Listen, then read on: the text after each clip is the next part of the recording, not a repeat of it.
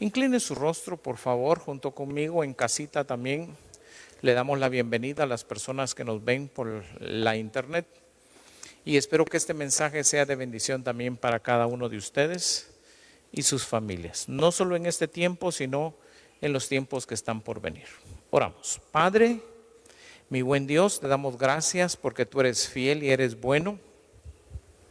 Bendito sea tu nombre, mi Dios. Gracias por todo lo bueno y maravilloso que tú eres.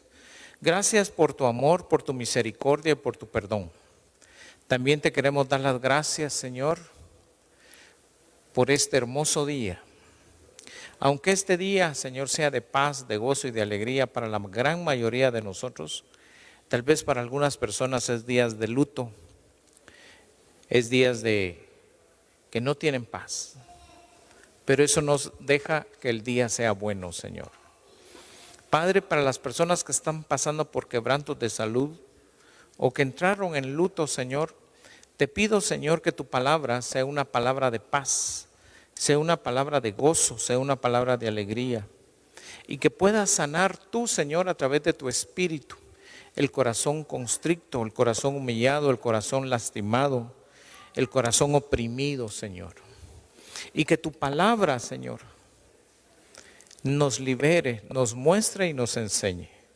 Todo esto te lo pedimos en el nombre de Jesús. Amén y amén. Bueno, dele palmas al que vive con todo su corazón.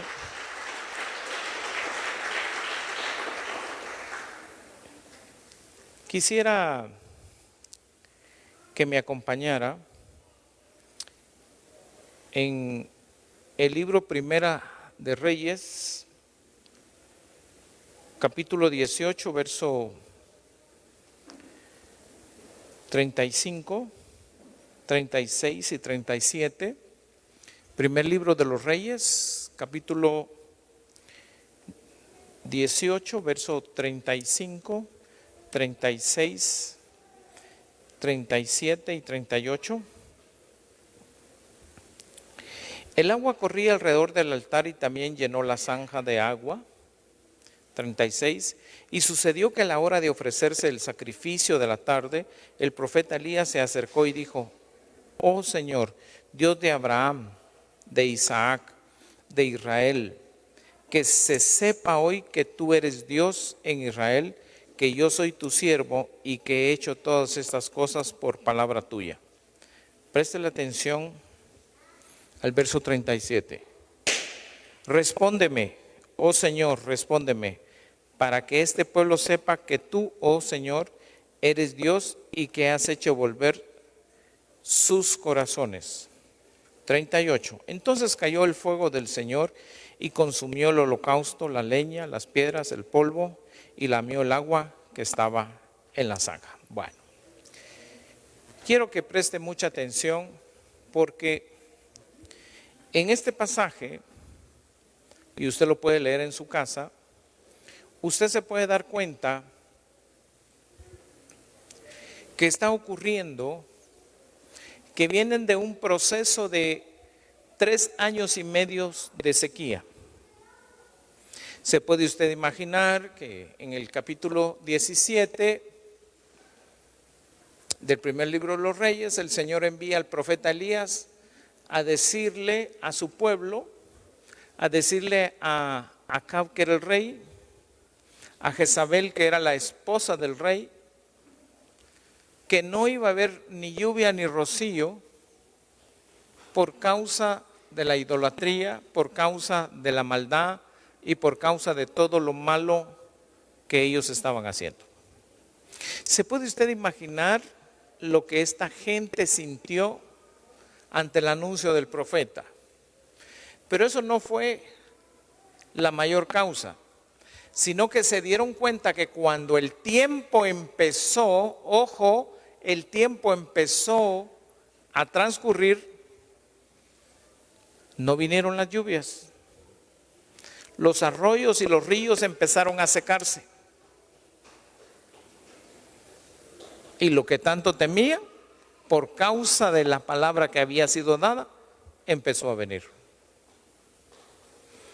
Es así como Después de 3 años y medio, Dios le permite al profeta mostrarse al pueblo y al rey Acab para que haga llover sobre la tierra, pero había una condición. Y la condición era hacer un sacrificio. Ahora, ¿acaso Dios no podía hacer llover sin necesidad de hacer el holocausto? ¿Qué dice usted? ¿Acaso Dios no podía hacer un milagro sin necesidad de que el pueblo de Dios experimentara lo que es hacer un sacrificio? Sí podía. ¿Pero por qué no lo hizo? Es curioso, pero a veces se nos olvida y se nos va de la mano que todo lo que Dios hace tiene sentido y tiene un propósito. Y ojo con esto, porque lo mismo sucede cuando usted viene a la iglesia. Posiblemente será un sacrificio o posiblemente es un gozo y una alegría venir a la casa del Señor. Pero Dios pudiera contestarle a usted y a mí nuestras oraciones sin necesidad de venir a la iglesia. Pero ¿cuál es el propósito de que usted y yo vengamos a la iglesia? Bueno, lo vimos acá en el verso 37 del primer libro de los Reyes, capítulo 18, verso 37. Elías dijo, y se lo leo: respóndeme, oh Señor, respóndeme, para que este pueblo sepa. Esa es la razón para que usted y yo nos congreguemos los días que hay servicio, para que el pueblo sepa que solo hay un único y verdadero Dios.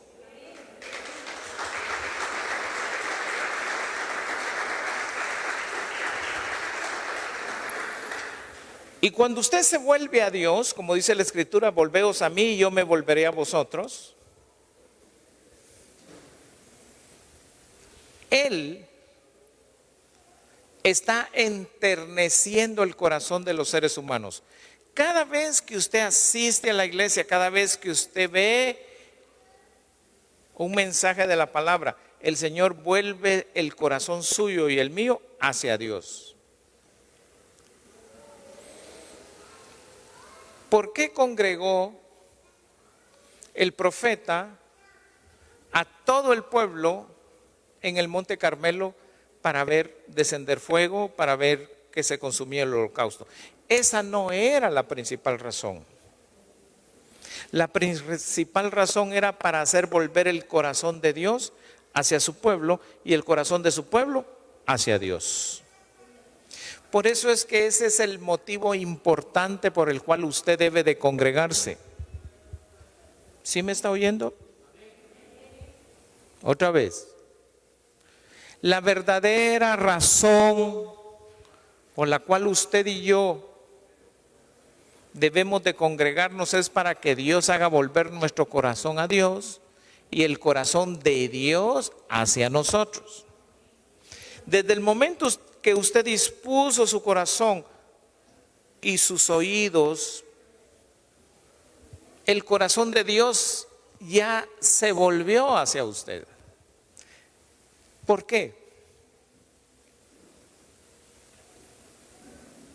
Porque es a través de conocer la verdad que usted y yo vamos a ser libres. No existe otra forma. Si así fuera, el Señor no lo hubiera dicho. Me recuerdo el pasaje aquel de Génesis capítulo 3 y verso 1 al 6, cuando dice que la serpiente empezó una charla, una plática con la mujer. Y al final de esa charla, usted ve que la serpiente logra que la mujer coma del fruto, después dice que le da a su marido y después descubrieron que ambos estaban desnudos. Ojo con eso.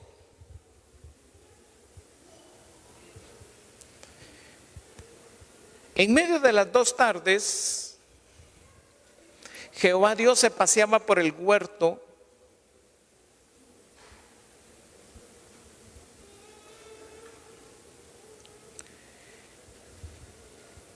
con el propósito de querer tener un acercamiento con el hombre. Y le decía, Adán, ¿dónde estás tú? Y Adán no le contestaba, pero al final le contestó y le dijo, oí tu voz y tuve. ¿Cuál cree usted que era el propósito de que Dios descendiera al jardín para buscar a Adán? ¿Para meterle miedo o para que el corazón de Adán y Eva se acercaran a Dios? ¿Cuál cree usted? Para que el corazón de Dios se volviera hacia Adán y hacia Eva, y para que el corazón de Eva y de Adán se volvieran hacia Dios. El objetivo de Dios no era meterles miedo. Pero mire qué curioso, mire qué tremendo. ¿Por qué le digo esto? Porque hoy en día, cuando la gente está pasando por situaciones y problemas, lo primero que hace es alejarse de Dios, cuando debe de ser todo lo contrario. La Biblia dice, acercaos a mí y yo me acercaré a vosotros.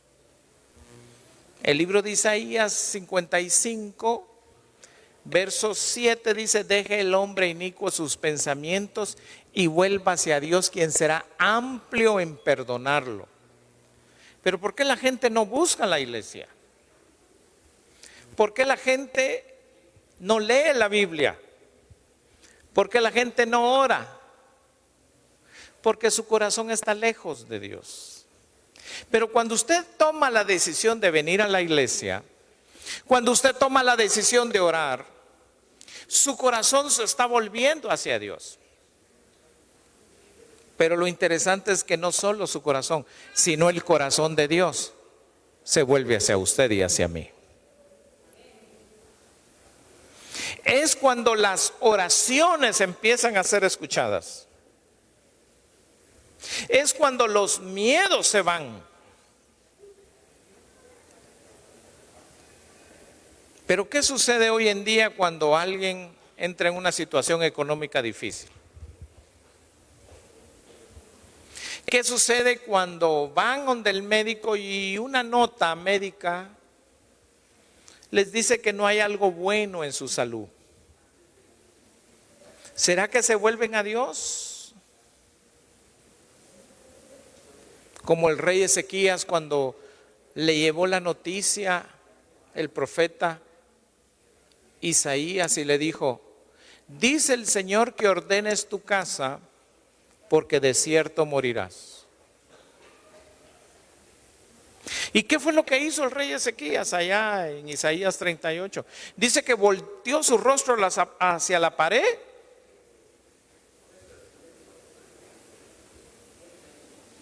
y empezó a implorar la súplica de aquel que podía sanarlo. Usted ya conoce la historia, lo puede leer ahí en Isaías 38, del verso 1 en adelante, de cómo Dios, en el momento que él volvió su corazón a Dios, el Señor hizo volver su corazón.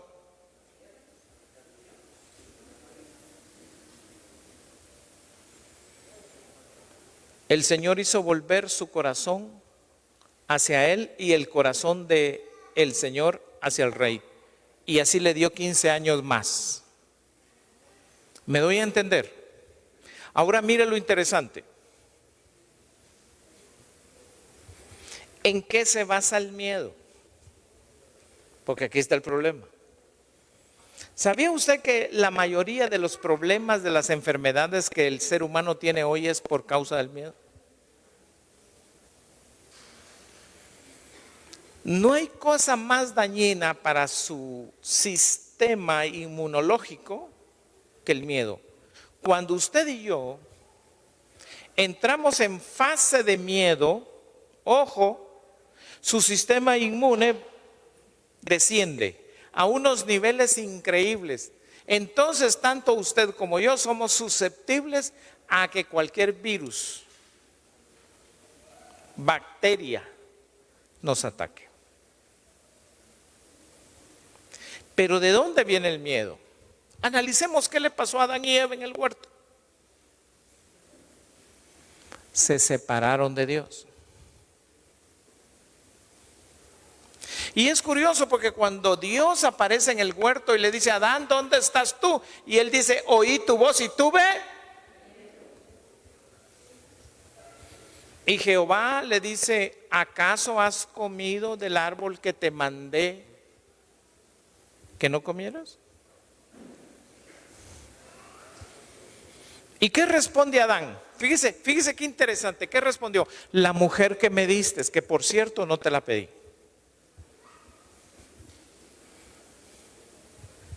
Ojo con esto. Le pregunta a la mujer: ¿qué has hecho? Y ella dice: la serpiente me engañó. Y yo me hice la siguiente pregunta: ¿qué pasaría? Ojo con esto. ¿Qué pasaría o qué hubiera pasado si Adán y Eva deciden decirle: Señor, perdónanos, te desobedecimos? ¿Usted cree que el miedo hubiera venido a ellos? No. Y esa es la causa el día de hoy por la cual nosotros los seres humanos estamos pasando situaciones difíciles. Y es por causa de que no perdonamos. Fíjese qué interesante. Cuando usted ve en primer libro de los Reyes, capítulo 19, después de que Elías ora para que los cielos se abran, para que el fuego descienda y consuma el holocausto, para que la lluvia venga, el rey Acab en primera de Reyes capítulo 19 verso 1 estaba contento comiendo en su palacio y contándole a Jezabel las buenas nuevas de cómo los cielos se volvieron a abrir. Pero también le contó cómo Elías había matado a los 450 profetas de Baal. Es curioso, pero cuando Elías vio, ojo, cuando Elías vio que el fuego descendió, era razón y motivo suficiente, ojo,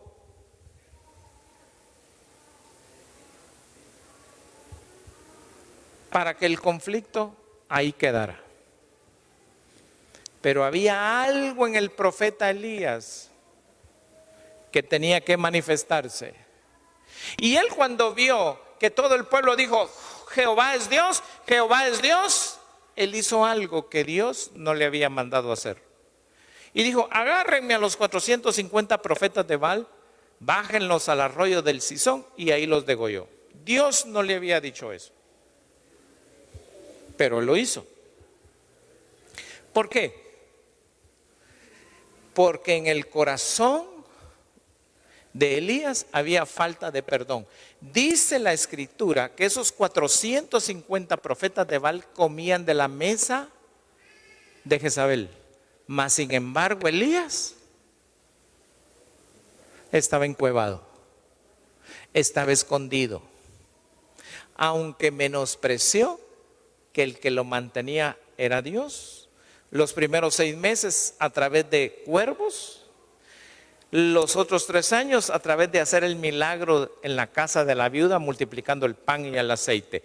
Por eso yo le digo a usted: no menosprecie la mano de Dios que le da de comer, que puede ser un trabajo, puede ser el esposo, la esposa, un tío, un pariente, no sé.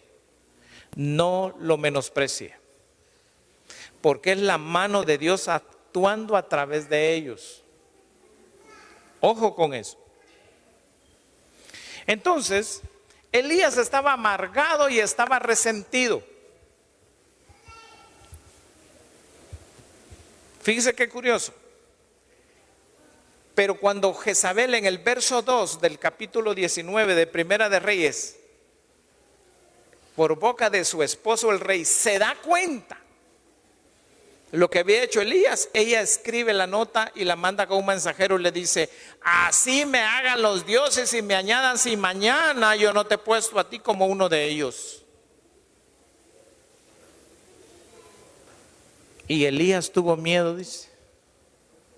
A ver, pastor, ¿quiere decir que la falta de perdón provoca el miedo? No solo se lo dije, sino que se lo estoy declarando. ¿Por qué le vino el miedo a Adán y Eva? Porque Adán, lejos de perdonar a su esposa, la acusó. Eva, en vez de haber perdonado a la serpiente que le engañó, la estaba acusando.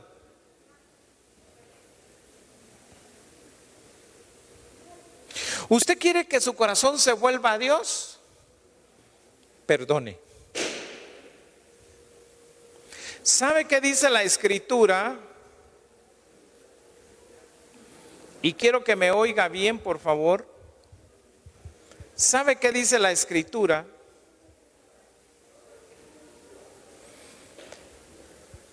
En el Evangelio de Mateo,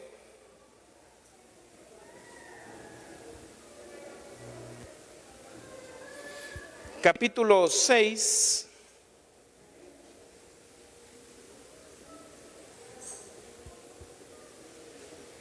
versos 12 y 13, préstele atención a lo que viene. Y perdónanos nuestras deudas, como también nosotros hemos perdonado a nuestros deudores. Verso 13, y no nos metas en tentación, mas líbranos del mal. Wow. Fíjese pues. ¿Cuál es la causa de que el miedo venga? La falta de perdón. Otra vez, ¿cuál es la causa de que el miedo venga? Es la falta de perdón.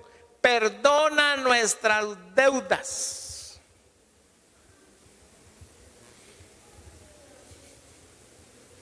Así como también nosotros perdonamos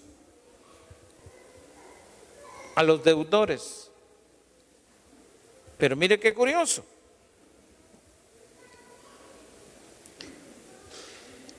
La tentación empieza a venir con solo que usted tenga una pequeña falta de perdón. Y como usted no quiso perdonar, la tentación abre las puertas a un mal. ¿Cuál fue el mal de Adán y Eva? Que los echaron del huerto. ¿Cuál fue el mal del profeta Elías? Que Jezabel lo andaba buscando para matarlo. Aquí en este salón, hace unos años atrás, yo ponía una mesa acá y los días jueves ministraba por la tarde. Y me recuerdo que estaba con un hermano cuando lo llamaron para extorsionarlo.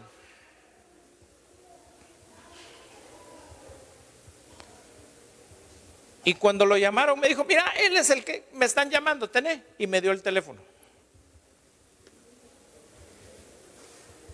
Ponga atención porque esto le va a cambiar la vida.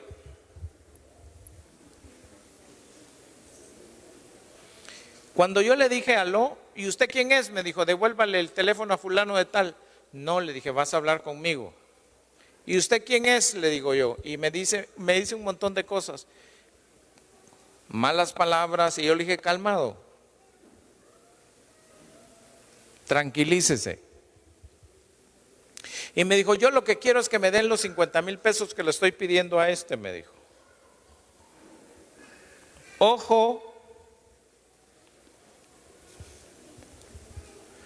Y yo le dije: ¿cuál es la causa o la razón por la cual usted quiere dinero? Yo soy un extorsionador y si no me da el dinero lo voy a matar, me dijo. ¿Y cómo sabe usted que tiene los 50,000 quetzales? Le dije, porque yo sé que los tiene y los tiene en el banco. Eso me encendió la luz. Y dije, para mí, este está cerca y tiene acceso a la información de este hermano. Y como se puso grosero y empezó a insultarme, le dije, porque me dijo, ¿y usted quién es? Me dijo. Y le dije, yo soy el pastor Byron González. Ay, sí, qué miedo, me dijo. Pues hoy en la tarde, tarde-noche, va a llegar un mensajero de parte de Dios. No vas a poder comer, no vas a poder hacer el 1, ni el 2, ni el 3 si hubiera. Y cada vez que te muevas, las sombras de la cortina de tu habitación o del baño te van a causar pánico. Y me colgó. Yo le dije al hermano, tranquilo, le dije, vas a ver cómo trabaja Dios.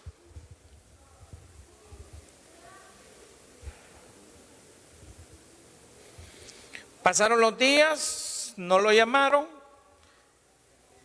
Vino el próximo jueves, vino la persona y qué casualidad que cuando estaba conmigo lo vuelve a llamar el extorsionador.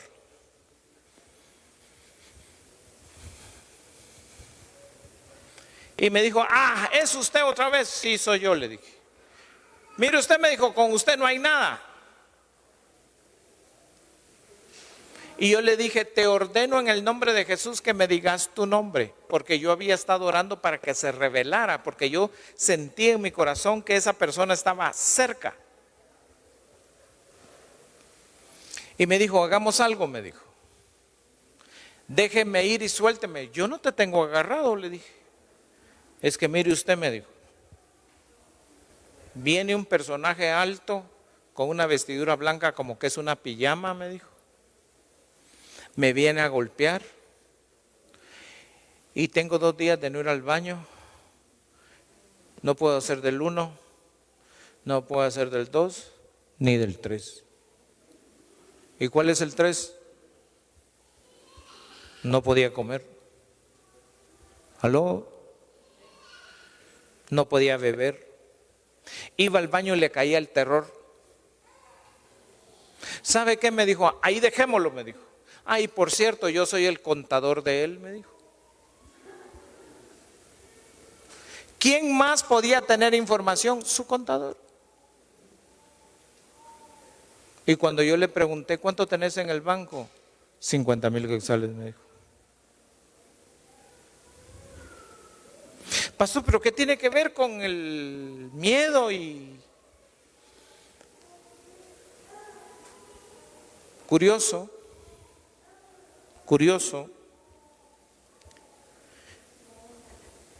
porque días antes me había comentado que él estaba muy molesto, oiga, muy molesto, con una persona que le debía y que no le había pagado. Otra vez. Perdona nuestras, así como nosotros, en casita. ¿Habrá alguna deuda que usted quiera perdonar? No le hablo de la del efectivo, le hablo la verdadera deuda, que es la espiritual, la emocional.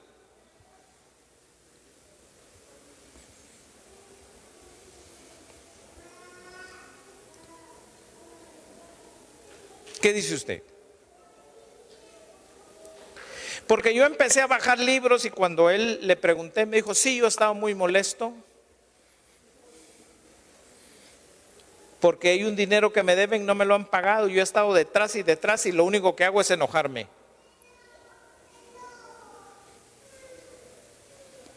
Y mira, le dije, ¿y ya te pagó? Sí, me dio una parte, pero sigo molesto. Y aunque me termine de pagar, yo ya no le creo nada porque me tiene enojado. Wow.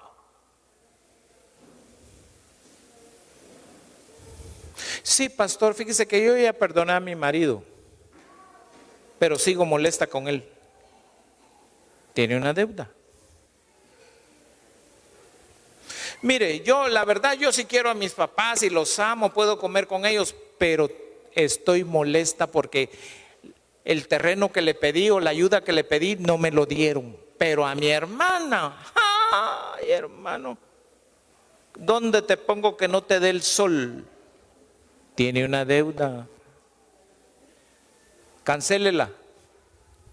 ¿Sí me está oyendo? ¡Yujú! Hay gente allá atrás que oiga. Hay gente en casita que me está oyendo. Por eso viene el miedo. Mire, pastor, ya ahorita que usted tocó eso, la verdad, yo sí quiero a mi suegra. Así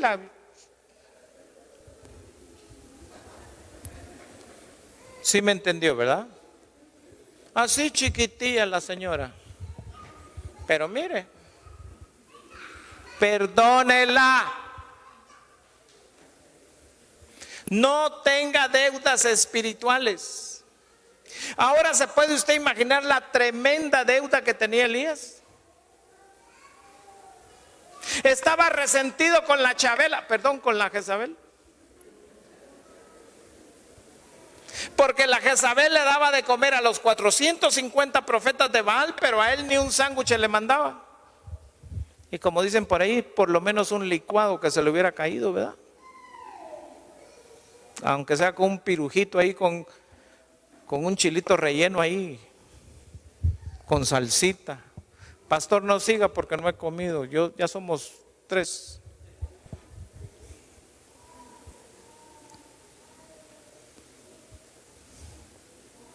¿Qué hizo el rey Ezequías en Isaías 38 cuando le fueron a dar la noticia, cuando llegó el profeta y le dijo: dice el Señor que ordenes tu casa porque te vas a morir?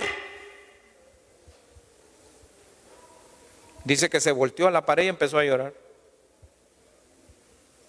¿Y sabe qué hizo Dios? Le agregó 15 años más. No le dijo que no iba a morir, le dijo que le iba a dar otros años más.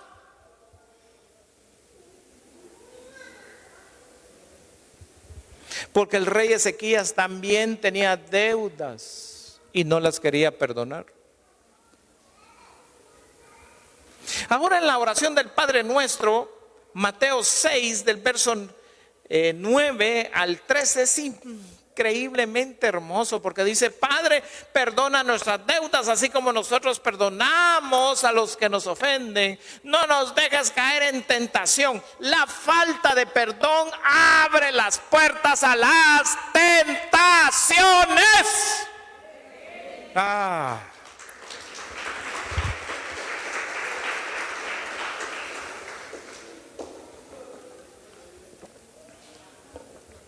¿Cuánta gente me llega a visitar y me dice: pastor, yo solo una taza de café me tomé con fulano de tal, y cuando sentí aparecía ahí por la Roosevelt, en esos lugares que cobran 100 pesos la hora,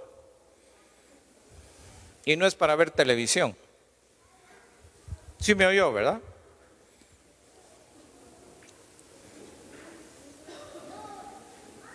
Hay gente que me dice: pastor, ¿y por qué me caen tantas tentaciones? Yo no entiendo. Mejor pregúntese: ¿a quién no ha perdonado?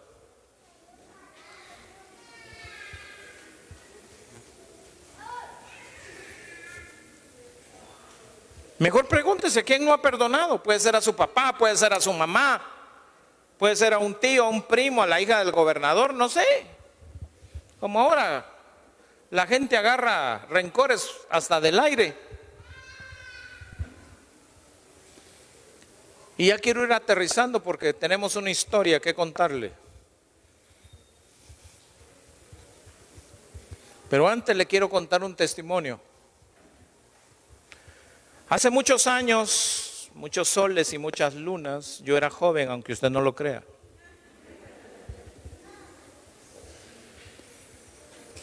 Hace casi 40 años atrás yo estaba soltero. Y me enviaron a ministrar por parte de mi pastor a un señor que estaba en una silla de ruedas y ciego. Y no me dieron más información y yo fui, y cuando entré había una mesa servida con unos tiras de pan francés y un azafate lleno de chiles rellenos. Había un fresco de rosa de Jamaica con canela y jugo de limón, un rosita capistrano más o menos, delicioso. Lo supe después de que lo probé, ¿verdad? Antes no sabía, solo se miraba que era así como de fresquito, pero no. Y me dice la hermana, siéntese y coma, siervo. Cuando yo iba a alargar la mano para comer, me dice el Señor, cuidado, no has venido a comer, sino a perdonar. En eso se abre un cuarto y me traen al Señor que estaba ciego en la silla de ruedas, lo traía a su hija. Y me dice el Señor, dile a mi hija que lo perdone.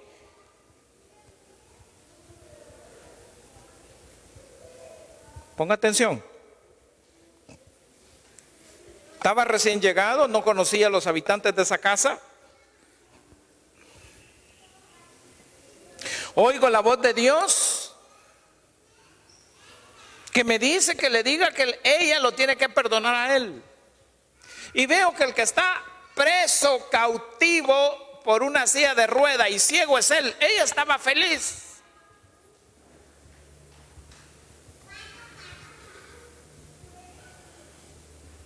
Y cuando le hago la pregunta me dice, ¿y usted quiere que yo perdone a ese sin gracia? Usted no sabe lo que me ha hecho. Mire, se ha metido con la servidumbre, se ha metido con hermanas de la iglesia, porque aunque usted no lo sepa, fuimos pastores. Y él, ese que usted ve ahí en esa silla de ruedas y que está ciego, tenía el misterio de liberación. Dije yo, santo Dios, ¿a dónde me fui a meter? Al centro de la amargura, dije yo, cabal.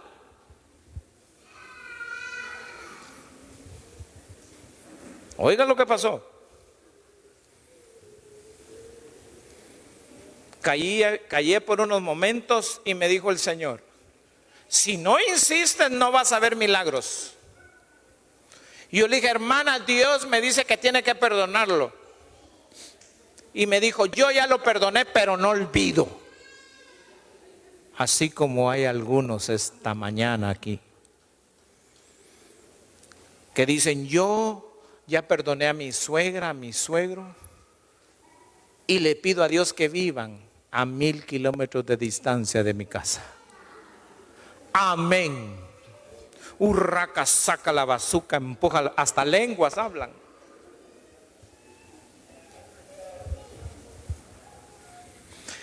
Volví a la carga, insistí, y cuando empecé a ver que la hermana se quebró y le dijo, te perdono, te perdono, te perdono, me di cuenta que el hombre empezó a recuperar la vista y se empezó a enderezar de la silla.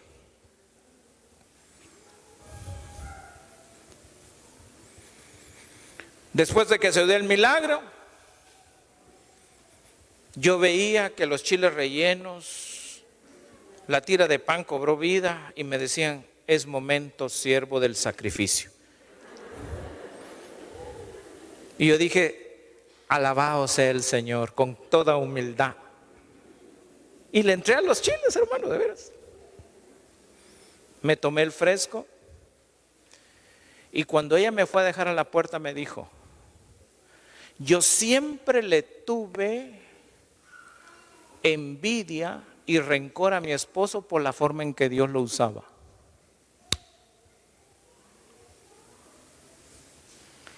No entendí hasta esta semana que estaba preparando el mensaje. Ella, sin darse cuenta, había abierto las puertas para que su esposo sucumbiera a la tentación. Había abierto las puertas para que el mal viniera después. ¿Cuál era el mal? Ciego y en una silla de ruedas. El profeta Elías, después de ver ese tremendo milagro de que se abrieron los cielos, desciende el fuego, consume el holocausto, El pueblo declara, solo Jehová es Dios, solo Jehová es Dios. Ya el corazón del pueblo estaba volviéndose a Dios, el corazón de Dios estaba volviéndose al pueblo. Comete un único error. Se puede ver, se puede imaginar usted que Elías los vio y dijo, ¿cómo es posible que estos se hayan convertido? Y mientras a mí me buscaban para matarme, la Chabela les daba de comer en su casa. Perdón si hay alguna hermana que se llama Chave o en casita.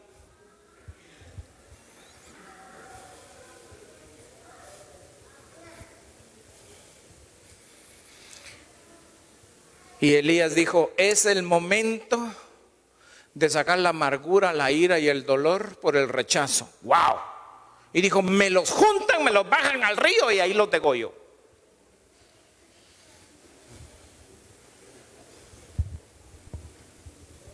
¿Te puedo hacer una pregunta a ti que estás viéndome por televisión? ¿No has sentido la tentación de demostrarle a mucha gente que tú eres hijo de Dios y para que vean que tú tienes poder y autoridad? Y le decís, Señor, que ahora se manifieste el poder y que sepan que yo soy tu hijo. ¿No será que tienes falta de perdón? ¿Acaso no dice la palabra de Dios, dejadme a mí, mía es la venganza, dice el Señor, yo daré el pago? Pero ¿por qué te quieres vengar tú? ¿Por qué quieres demostrar lo que le toca que demostrar a Dios y no a ti? Estás abriendo al mal el camino a través de la tentación.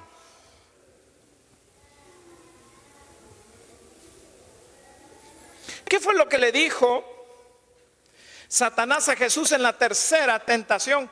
Allí en el Evangelio de Mateo, capítulo 4, versos 9 y 10, y le dijo, lo llevó al pináculo del templo, le dijo, arrójate, porque escrito está, sus ángeles mandará acerca de ti para que te lleven en sus manos y tu pie no tropiece en piedra.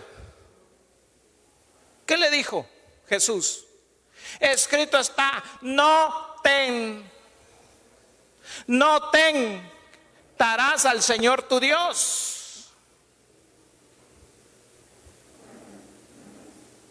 ¿No será que algunas veces a usted y a mí nos encanta jugar a ser Dios?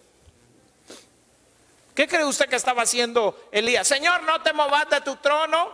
Yo sé que te gusta volar cabezas porque yo lo he visto. Ahora déjame a mí que me deleite y te envía a estos allá arriba para que los mandes para allá abajo.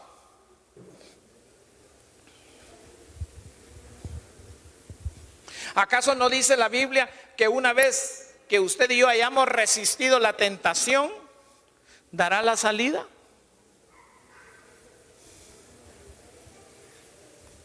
¿Aló?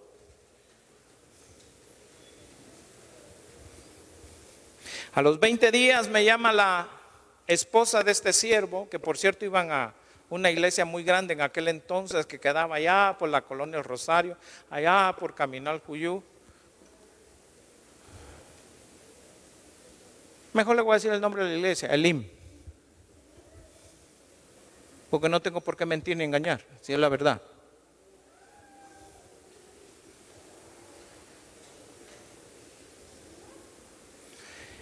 Pastor me dijo, perdón, hermano me dijo, porque en ese entonces no era pastor, hermano me dijo, mi esposo se fue con el Señor. ¿Y usted cómo sabe? Él me dijo, me llamó a la cama. Eran como las 6 o 5 de la mañana, 5:30 me dijo, no había salido la luz del sol, y me dijo, mira, los ángeles del Señor están aquí, me voy a ir con el Señor y gracias por el tiempo que fuiste mi esposa. En 20 días el hombrecito puso en orden su casa.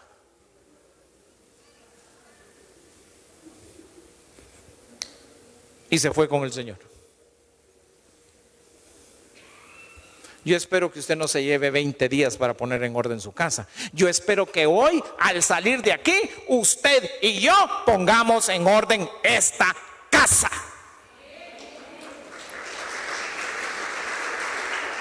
Perdone, suelte, deje ir. No va a entrar en tentación y el mal no lo puede tocar. ¿Se gozó hoy? Pues dele palmas al que vive con todo su corazón.